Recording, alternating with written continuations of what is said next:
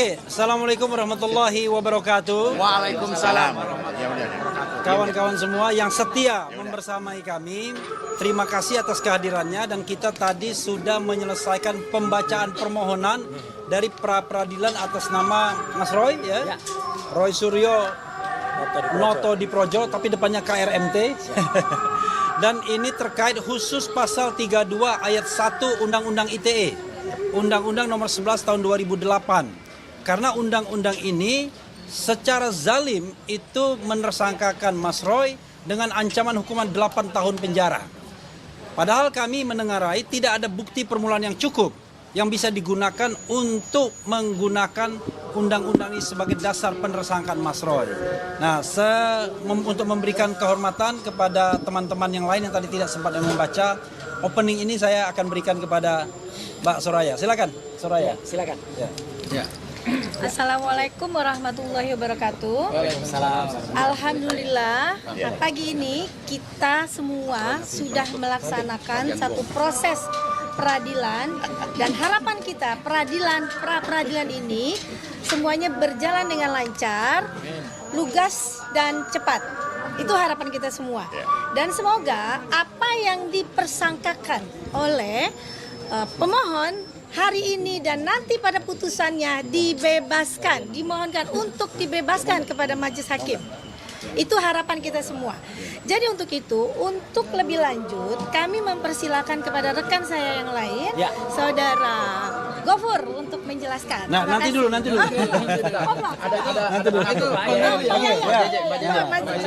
Pak JJ. Yang belum. Jadi ini lawyer-lawyer kita ingin perkenalkan semua. Ini Erdiana namanya, alias JJ. Tadi Soraya. Silakan. Saya Yasin. Iya. Asal izin saya biar ada mic yang disampaikan. Oh iya. Ya, terima kasih semua rekan-rekan media. Untuk hari ini memang kita membacakan mengenai permohonan pra-peradilan sebagaimana tadi disebutkan bahwa kali ini objeknya adalah pembukti permulaan atau dalam menetapkan tersangka pasal 32 ayat 1 Undang-Undang ITE terhadap Pak Roy.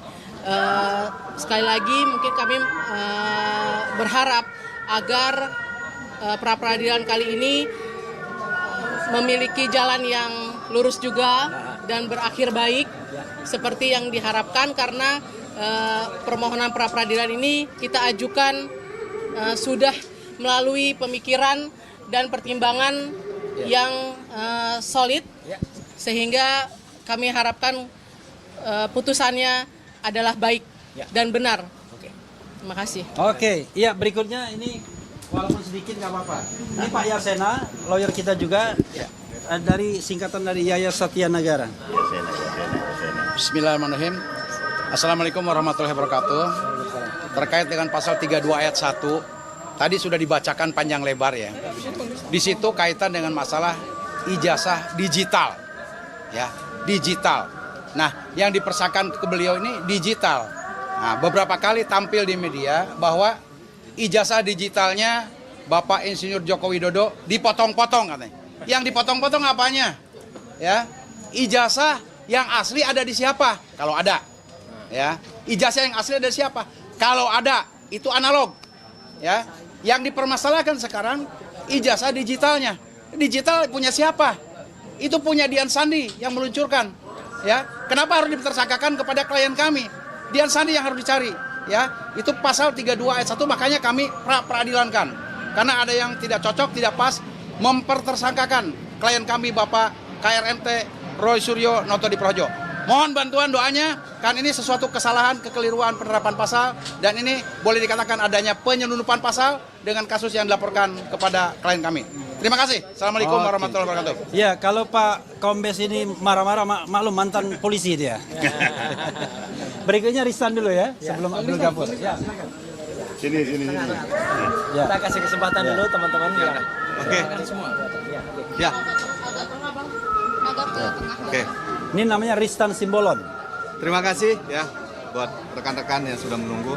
Jadi intinya saya singkat aja bahwa pra-peradilan ini adalah yang kedua, di mana yang pertama permohonan pra-peradilan kita dikabulkan.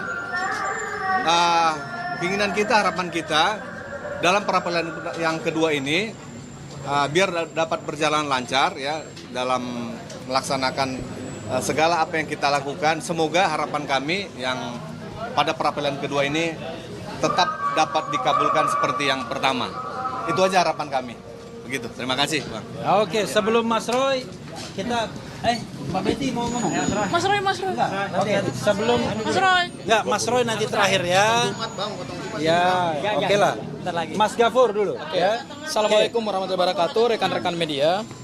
Ini di hadapan saya adalah surat permohonan pra-peradilan yang kedua.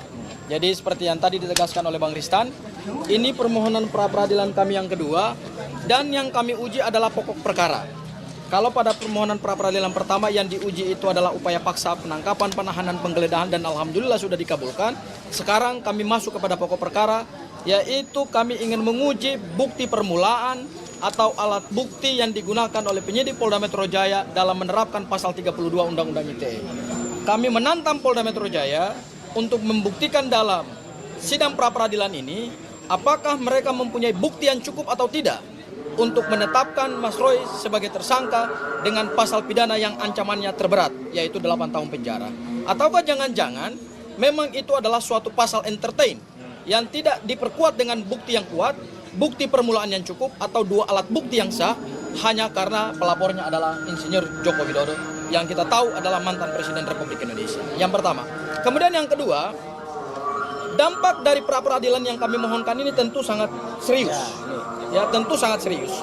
Karena tadi dalam petitum yang dibacakan oleh Bang Refli Harun, ada jaksa penuntut umum selaku turut termohon, maka berdasarkan pasal 163 ayat 1 huruf E KUHP yang baru terhadap permohonan pra-peradilan yang sedang dilangsungkan, maka pokok perkara tidak bisa diperiksa sampai kemudian keluar putusan pra-peradilan. Dan kalau permohonan pra-peradilan, yaitu kami minta supaya hakim pra-peradilan membatalkan pasal 32 Undang-Undang ITE karena tidak diperkuat dengan bukti permulaan yang cukup, bukti yang kuat, dua alat bukti minimal dalam KUHP, maka dampak seriusnya adalah jaksa penuntut umum harus mengeluarkan pasal 32 dalam surat dakwaan. Ya. Barangkali itu Bang Refli yang bisa saya sampaikan, nanti elaborasi lebih lanjut dari Bang Refli. Terima kasih.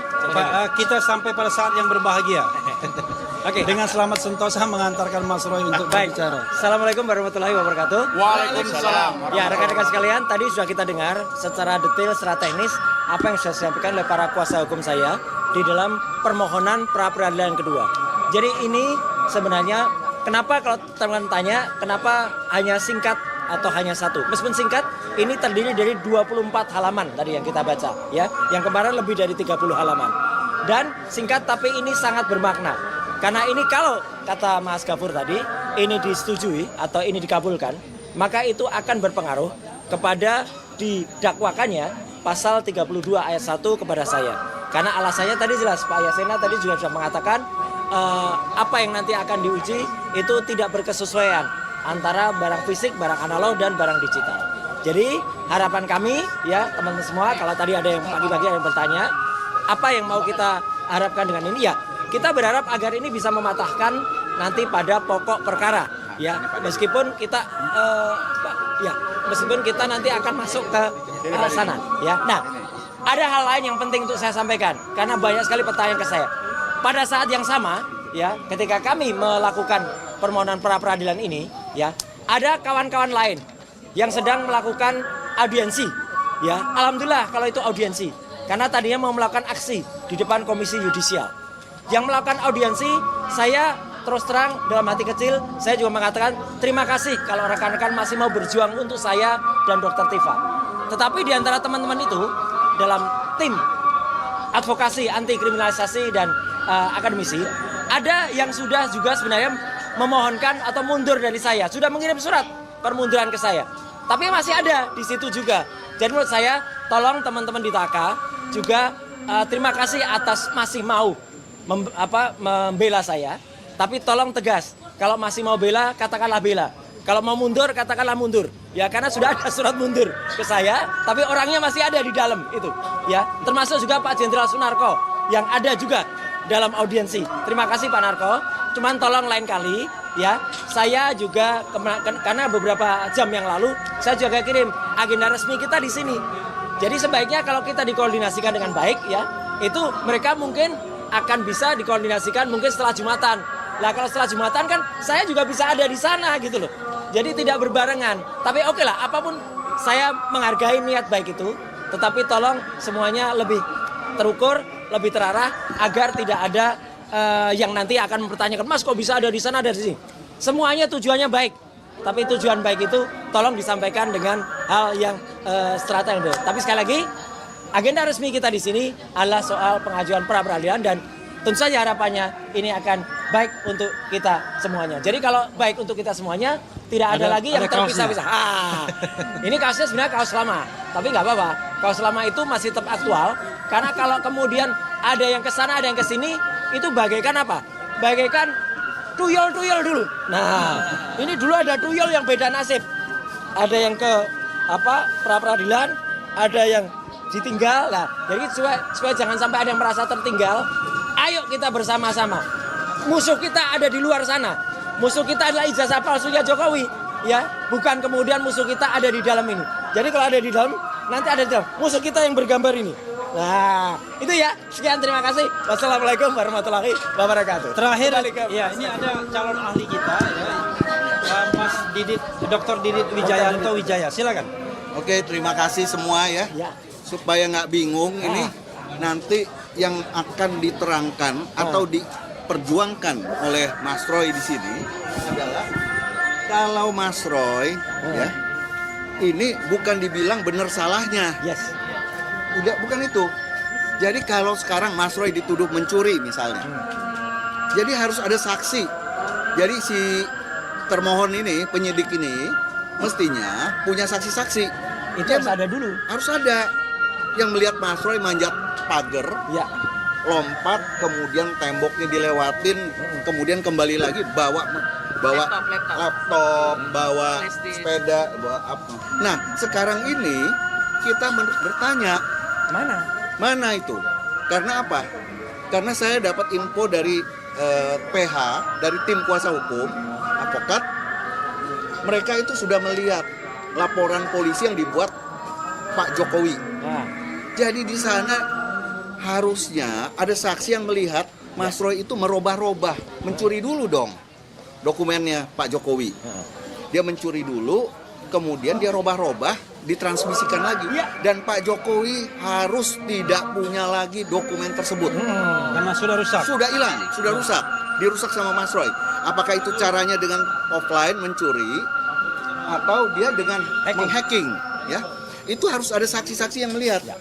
Nah, bagaimana kita mensomir tadi diminta itu untuk si penyidik punya nggak bukti-bukti itu? Nah, jadi kalau dilihat dokumen Dian Sandi saja masih baik-baik saja, tidak diapa-apain. Kalau dibilang potong-potong-potong, apanya yang dipotong-potong? Kemudian dokumen aslinya Pak Jokowi juga katanya masih ini. Saya waktu itu hadir waktu gelar perkara. Dia hadirkan ahli juga, analog, ya, analognya ada, kan tidak dipotong-potong. Dan yang paling penting katanya kuasa hukumnya ini tim advokat setelah melihat laporan polisi yang dibuat Pak Jokowi, di sana dikatakan dokumen yang dituduhkan milik saya, milik pelapor. Jadi dituduhkan, dia tidak mengakui itu dokumen milik dia sendiri. Itu fatal ya? Itu fatal sekali. Ya, nanti kita lihat. Nanti setelah hari Selasa kita lihat saksi dan saya mungkin hadir di sana sebagai ahli. Ya, bukan mungkin, saya pasti kawan-kawan hadir. semua, cukup ya. Kecuali ada pertanyaan. Kalau tidak ada pertanyaan, selesai kita. Ya, karena udah masuk waktu Jumatan. Cukup ya. Wassalamualaikum warahmatullahi wabarakatuh. Waalaikumsalam. Oke. Mas Roy. Analogi yang bagus, Pak. Analogi.